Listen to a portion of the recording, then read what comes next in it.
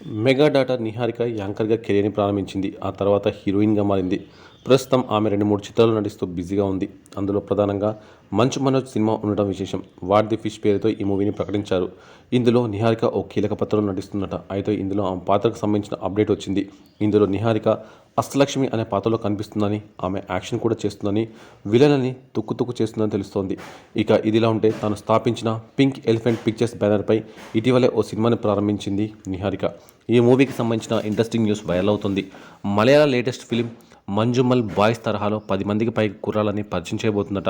ఇందులో 11 మంది హీరోలను వెండితెరకు పరిచయం చేయబోతుందట నిహారిక.